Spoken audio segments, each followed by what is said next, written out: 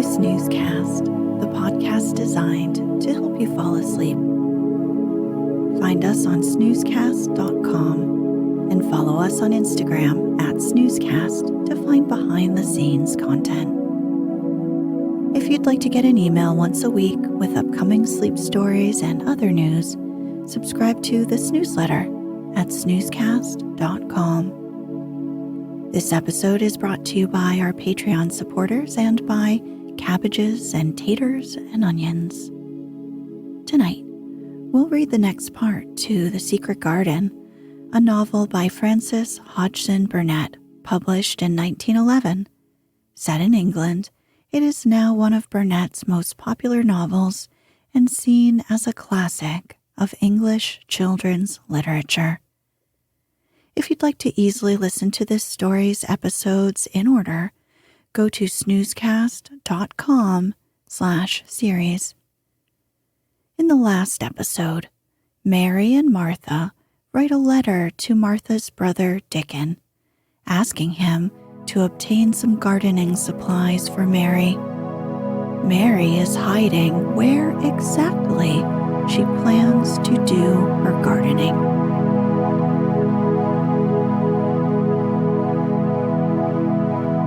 Let's get cozy. Close your eyes.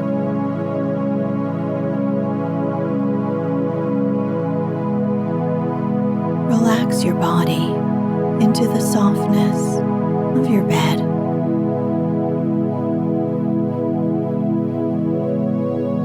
Now, take a few deep breaths.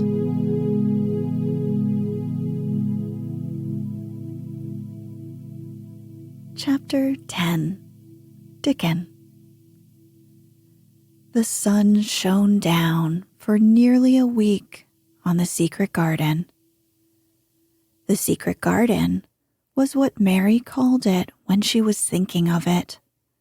She liked the name, and she liked still more the feeling that when its beautiful old walls shut her in, no one knew where she was. It seemed almost like being shut out of the world in some fairy place. The few books she had read and liked had been fairy tale books, and she had read of secret gardens in some of those stories. Sometimes people went to sleep in them for 100 years, which she had thought must be rather stupid. She had no intention of going to sleep, and, in fact, she was becoming wider awake every day which passed at Misselthwaite. She was beginning to like to be out of doors. She no longer hated the wind, but enjoyed it. She could run faster and longer, and she could skip up to 100. The bulbs in the secret garden must have been much astonished. Such nice, clear places were made round them that they had all the breathing space they wanted. And really, if Mistress Mary had known it, they began to cheer up under the dark earth and work tremendously. The sun could get at them and warm them, and when the rain came down, it could reach them at once. So they began to feel very much alive. Mary was an odd, determined little person, and now she had something interesting to be determined about. She was very much absorbed indeed. She worked and dug and pulled up weeds steadily, only becoming more pleased with her work every hour instead of tiring of it. It seemed to her like a fascinating sort of play. She found many more of the sprouting pale green points than she had ever hoped to find. They seemed to be starting up everywhere, and each day she was sure she had found tiny new ones. Some so tiny that they barely peeped above the earth. There were so many that she remembered what Martha had said about the snowdrops by the thousands, and about bulbs spreading and making new ones. These had been left to themselves for 10 years, and perhaps they had spread, like the snowdrops, into thousands. She wondered how long it would be before they showed that they were flowers. Sometimes she stopped digging to look at the garden and try to imagine what it would be like when it was covered with thousands of lovely things in bloom. During that week of sunshine, she became more intimate with Ben Weatherstaff. She surprised him several times by seeming to start up beside him as if she sprang out of the earth. The truth was that she was afraid that he would pick up his tools and go away if he saw her coming, so she always walked toward him as silently as possible. But, in fact, he did not object to her as strongly as he had at first. Perhaps he was secretly flattered by her evident desire for his elderly company. Then, also, she was more civil than she had been. He did not know that when she first saw him, she spoke to him as she would have spoken to the Indian servants, and had not known that a cross old Yorkshire man was not accustomed to salaam to his masters, and be merely commanded by them to do things. "Thou'rt like the robin," he said to her one morning when he lifted his head and saw her standing by him. "I never knows which way I'll see thee, or which side thou'll come from." "He's friends with me now," said Mary. "That's like him," snapped Ben Weatherstaff. "Making up to the women folk just for vanity and flightiness. There's nothing he wouldn't do for the sake of showing off and flirting his tail feathers. He's as full of pride as an egg's full of meat." He very seldom talked much, and sometimes did not even answer Mary's questions except by a grunt. But this morning he said more than usual.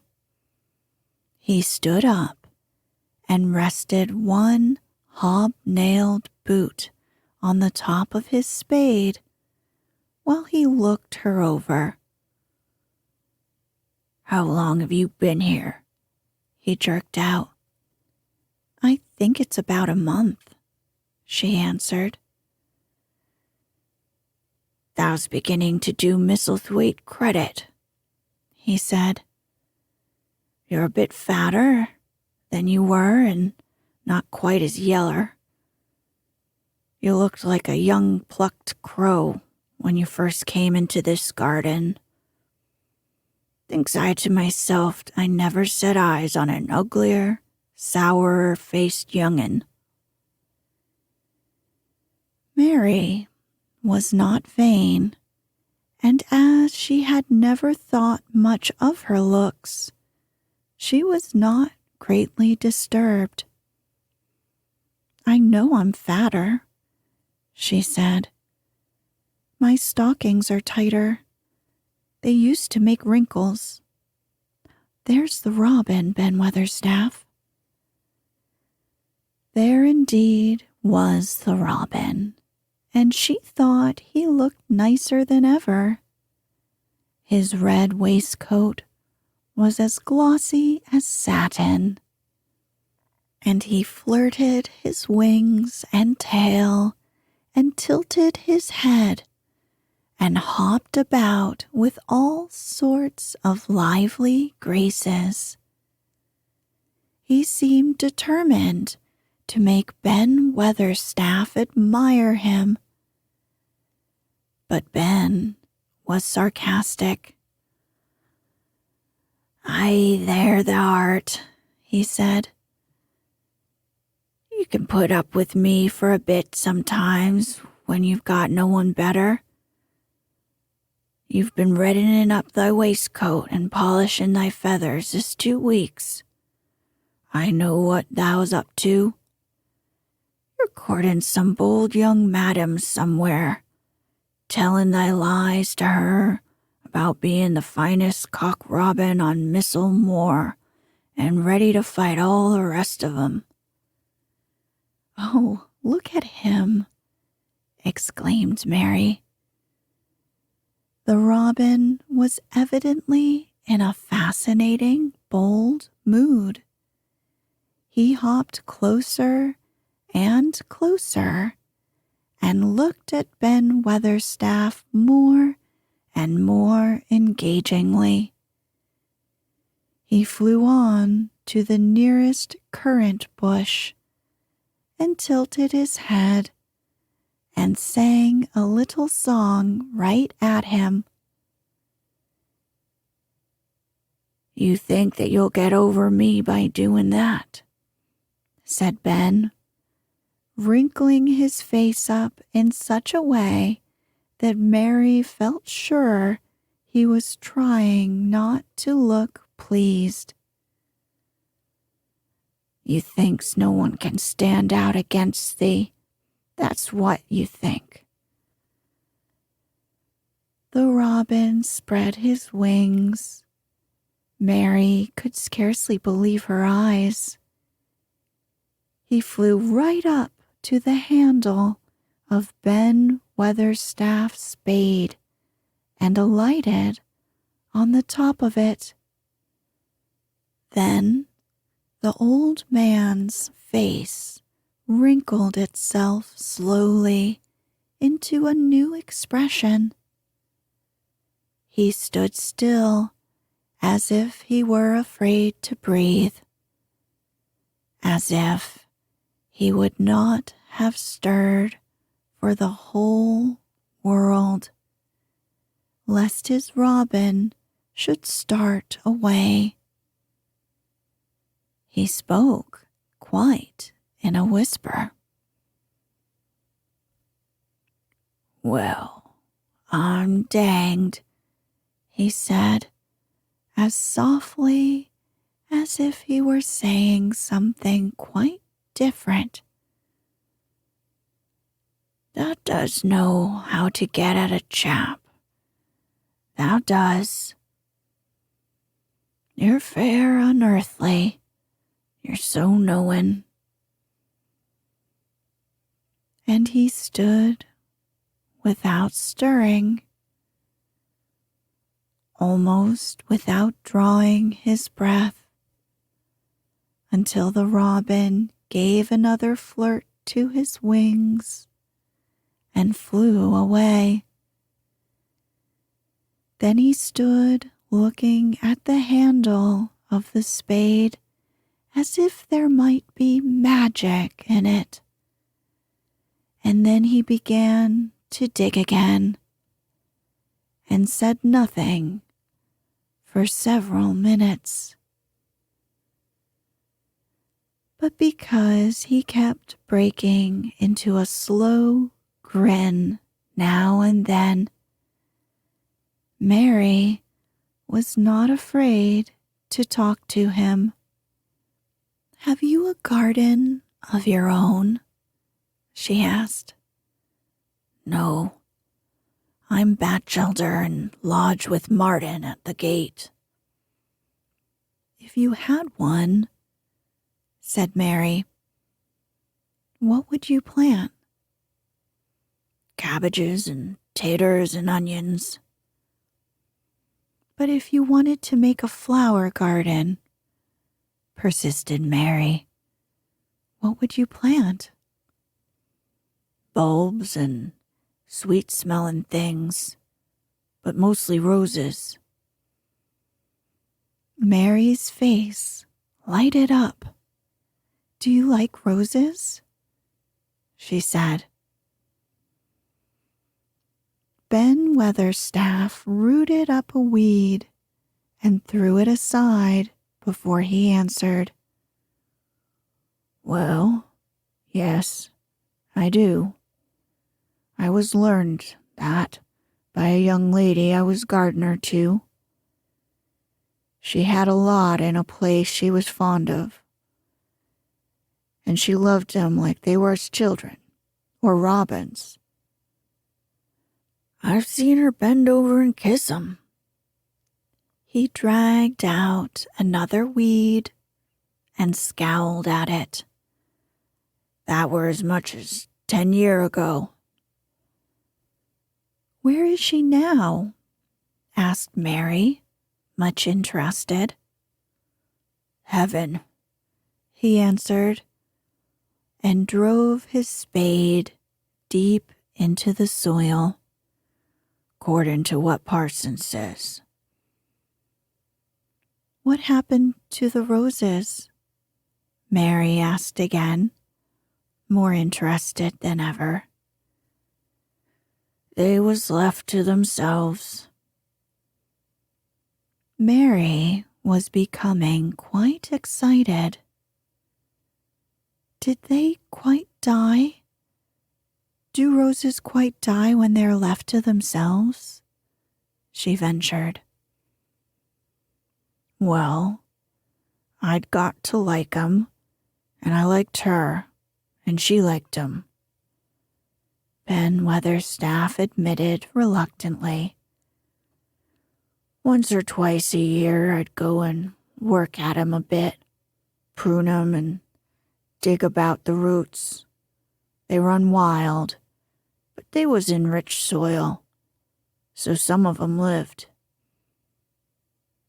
"When they have no leaves and look gray and brown and dry, how can you tell whether they are dead or alive?" inquired Mary. "Wait till the spring gets at 'em. Wait till the sun shines on the rain and the rain falls on the sunshine, and then they'll find out." "How? But how?" cried Mary, forgetting to be careful.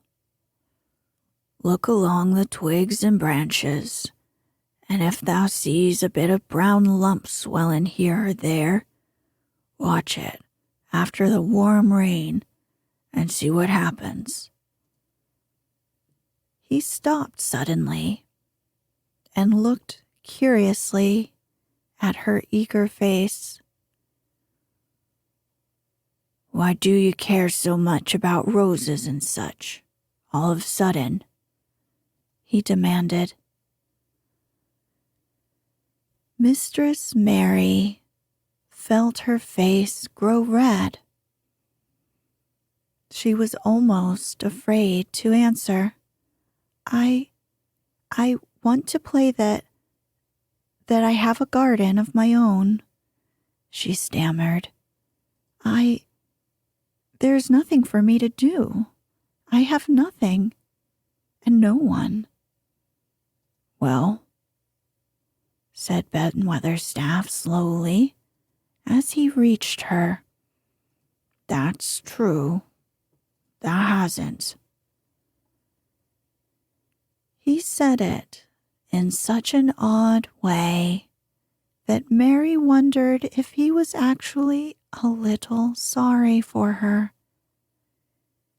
She had never felt sorry for herself. She had only felt tired and cross because she disliked people and things so much. But now the world seemed to be changing and getting nicer. If no one found out about the secret garden, she should enjoy herself always.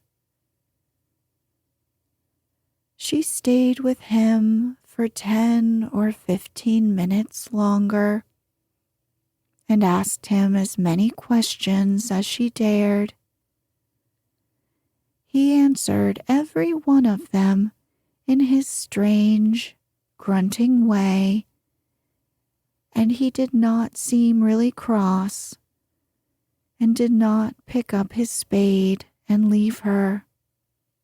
He said something about roses just as she was going away, and it reminded her of the ones he had said he had been fond of. Do you go and see those other roses now? She asked. Not been this year. My rheumatics has made me too stiff in the joints. He said it in his grumbling voice, and then quite suddenly, he seemed to get angry with her, though she did not see why he should. Now look here, he said sharply. Don't you ask so many questions. Thou art the worst wench for asking questions I've ever come across. Get thee gone and play thee. I've done talking with you today. And as he said it so crossly, she knew there was not the least use in staying another minute. She went skipping slowly down the outside walk, thinking him over and saying to herself that, strange as it was, here was another person whom she liked in spite of his crossness. She liked old Ben Weatherstaff. Yes, she did like him. She always wanted to try to make him talk to her. Also, she began to believe that he knew everything in the world about flowers. There was a laurel-hedged walk which curved round the secret garden and ended at a gate which opened into a wood in the park. She thought she would slip round this walk and look into the wood and see if there were any rabbits hopping about. She enjoyed the skipping very much, and when she reached the little gate, she opened it and went through because she heard a low, peculiar whistling sound and wanted to find out what it was. It was a very strange thing indeed. She quite caught her breath as she stopped to look at it. A boy was sitting under the tree with his back against it, playing on a rough wooden pipe. He was a funny-looking boy, about 12. He looked very clean, and his nose turned up, and his cheeks were as red as poppies, and never had Mistress Mary seen such round and such blue eyes in any boy's face. And on the trunk of the tree he leaned against, a brown squirrel was clinging and watching him. And from behind a bush nearby, a cock pheasant was delicately stretching his neck to peep out, and quite near him were 2 rabbits sitting up and sniffing with tremulous noses. And actually, it appeared as if they were all drawing near to watch him and listen to the strange, low little call his pipe seemed to make. When he saw Mary, he held up his hand and spoke to her in a voice almost as low as and rather like his piping. "Don't move," he said. "It'd fright them." Mary remained motionless. He stopped playing his pipe and began to rise from the ground. He moved so slowly that it scarcely seemed as though he were moving at all. But at last he stood on his feet, and then the squirrel scampered back up into the branches of his tree. The pheasant withdrew his head, and the rabbits dropped on all fours and began to hop away, though not at all as if they were frightened. "I'm Dickon," the boy said. "I know thou'rt Miss Mary." Then Mary realized that somehow she had known at first that he was Dickon. Who else could have been charming rabbits and pheasants as they charm snakes in India?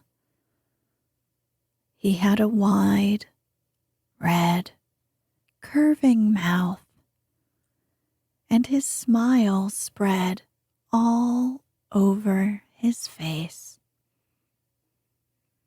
"I got up slow," he explained, "because if thou makes a quick move it startles 'em.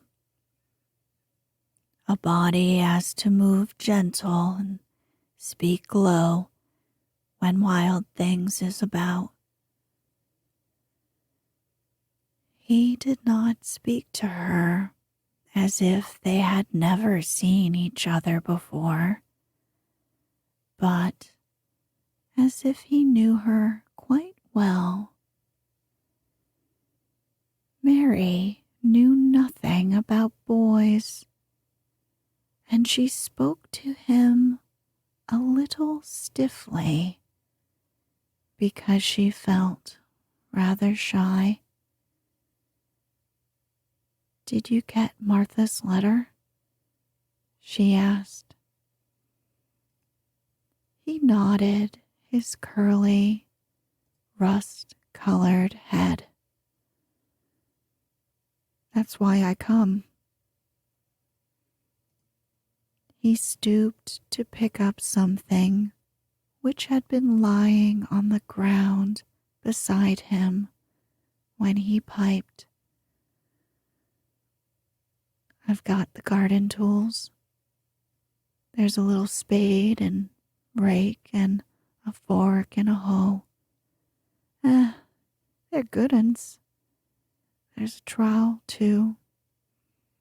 And the woman in the shop threw in a packet of white poppy and one a blue larkspur when I bought the other seeds. Will you show the seeds to me? Mary said. She wished she could talk as he did. His speech was so quick and easy. It sounded as if he liked her and was not the least afraid she would not like him, though he was only a common Moor boy in patched clothes and with a funny face and a rough, rusty red head. As she came closer to him, she noticed that there was a clean, fresh scent of heather and grass and leaves about him, almost as if he were made of them. She liked it very much.